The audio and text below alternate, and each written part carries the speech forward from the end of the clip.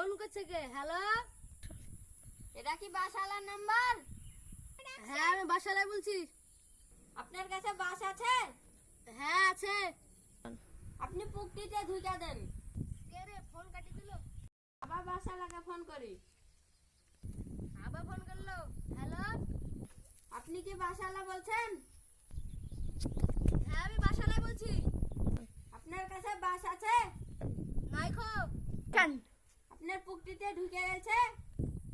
আবার শালা এক কথা বলছে। এই শালা ফোন করে দেখো, আমি দেখছি। আবার বাসালাকে ফোন করি। হ্যালো, কে?